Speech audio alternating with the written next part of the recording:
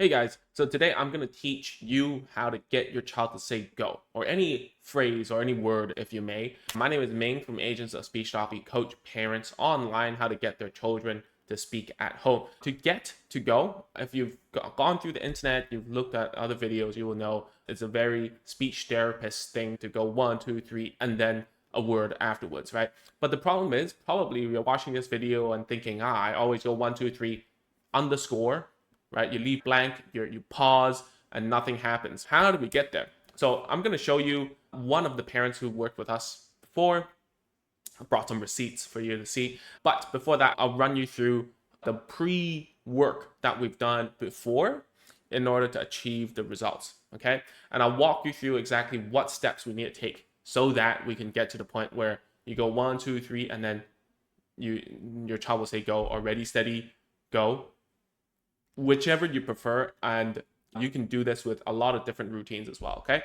So first of all, you have to get into a relationship where your child thinks that you are the quote unquote provider or fun companion, right? If you don't, what's going to happen is you try to play with your child and try to go one, two, three, something, and then your child will get annoyed or just straight up ignore you because you don't have that kind of a relationship. So it's going to work with, so if you just go up to any old child, not any old, any young child, you will see that if you do one, two, three, something, it's like a 50-50% chance that a child will actually respond to you, okay? And the other thing is when you're doing it versus a speech therapist doing it, you're going to have a skill discrepancy, meaning that a speech therapist is doing this to all the children coming inside her door for the whole day, and it's the full-time job. So it's obvious that when you do it versus when the speech therapist does it, there's going to be a difference. It's just Gordon Ramsay frying an egg and you fry an egg. Obviously, you get a fried egg, but then in the process, I don't know how the egg looks like. I'm not saying that all therapists are like Gordon Ramsay, okay? I'm just making a point where it's a professional and someone who is do-it-yourself at home. So if you don't have that kind of relationship, you don't have that kind of authority or the way that you talk, the way that you carry yourself around a child, and believe me, it really matters, because as you are trying to get your child to play with you, you need that provider, that kind of characteristic. Meaning if you follow me, if you listen to me, it's going to be fun, right? So how do we get there? First of all, a lot of parents will need to start off with using some sort of a reward, okay? There are two paths that will happen. Number one is that if you use rewards like snacks, screen time, or whatever, things that your child wants already, it's going to be so easy to get your child to start responding to whatever you want them to do, okay? First is when you have an activity. I was just talking to a parent today over on our calls, and she was saying, oh, I want to wean down on the rewards and start looking for some toys or activities that my child likes. And I'm like, okay, so you need to up your skill. You got to do it like the speech therapist then. You got to be fun. You got to go, wow, and make sound effects and make it fun, right? So usually speaking, parents will need a lot of time to get there. So I always say, just start off with rewards, man. It's a lot easier. And if you're in the camp of, I don't want to bribe my child, or rewards are not natural, then okay. Then, you have to learn how to be natural, and you need to learn how to sell a toy. You need to learn how to be therapist for a child, right? There's no shortcuts here, okay? So the shortcut is the reward, okay? So after you get into that relationship where your child wants something, they know they're supposed to say something, communicate or whatever with you in order to get it. Then when they do understand and start to wait, it's going to be a lot easier, because when you do one, two, three, go, what you're going to do is you're going to get into a routine where you demonstrate over and over again, whether by yourself or hand over hand onto your child.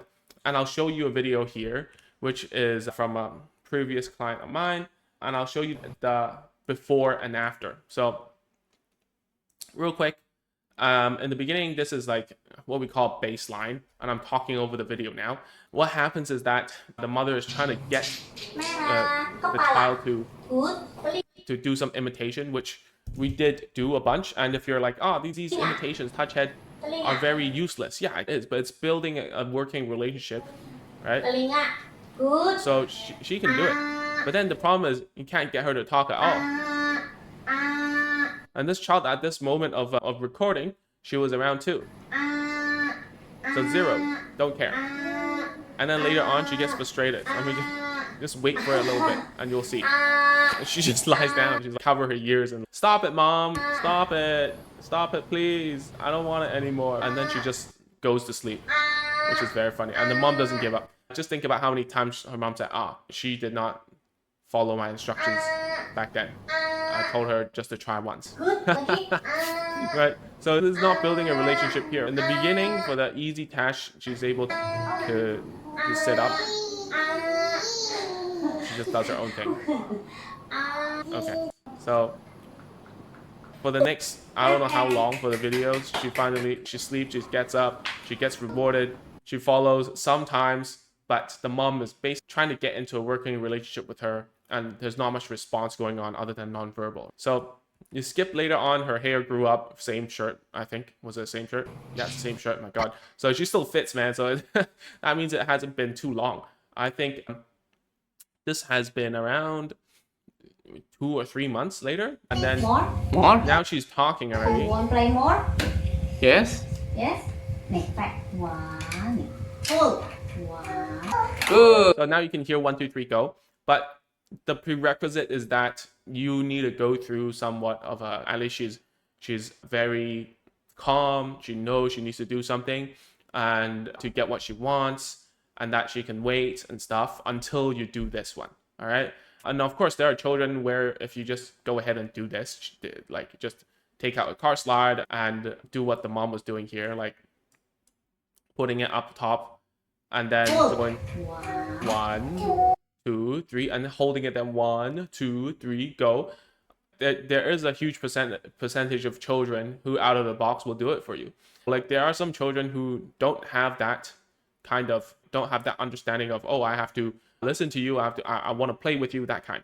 So without that relationship, right, it's going to be really difficult. Right. And another quick tip here is if you're using a car slide, make sure the car slides back to you, or else it slides that over there. The kid's just going to pick it up and play it with it on their own. Which one, Which one? So I would, at this point, I would also make her to say the color of the car. And usually speaking, if we do 1, 2, 3, go, if the child already takes the car, it's already like 50% harder. So what you got to do now is like to try to grab it from her, but obviously the mom doesn't. So at this point, the routine is so engraved in her that she would say it automatically. Okay. But what I'm trying to say is from just now that video to here, we skipped quite a few days, right? Every day the mother's working with this young lady here. And let me just switch back. Yeah. So every day she's been working with her for a long time, like maybe 10 to 15 minutes a day, but it's every day. And building that relationship, getting her into routines, play routines, reward routines, social routines, getting her to respond and be compliant with the mother, not just like slipping down and sleep on the floor, that kind. And then you will be able to do 1, 2, 3, go. So I think a lot of advice out there doesn't tell you the prerequisites, what we call like required skills, and we call those learning to learn skills. If we don't have those, it's up to chance. And I hear this from a lot of parents. They say, oh, it's up to my child. It's up to their mood. I really don't hearing this, because if that's the case, then there wouldn't be a time where we can do effective learning, where we can get the child to sit down and teach the things that we think are important to him or her. Okay, so that's how you do it. It's very simple. There are loads of 1, 2, 3, go, ready, steady, go stuff out there on the internet from speech therapists who write on blogs and videos. But then there's a huge chunk of pre-work for like nearly over half of the children that come through our door that require to build that prerequisite learning to learn skill and having that working relationship with you as a parent in order for this to work. I don't know how many times I've seen it where the child is able to do this in the clinic, but at home just refuses to talk. And you can see that this is very doable. These parents, this mother, this child, they don't speak English. They're from Indonesia. When I was communicating with them, coaching them, it was like half broken English, and I was using some very broken Indonesian, and then they understood and they did it. So that's how you do it.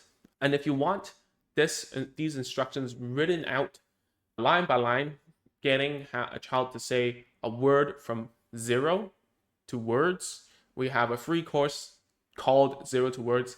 It's inside of our community, which is also free. You can go to agentsofspeech.com/course. Okay, sign up there, fill in three questions, and then you'll be inside and you can watch it there at your own pace. Okay, that's all for today's video. Thank you for tuning in. And if you like this video, you would like this one here as well. Thank you.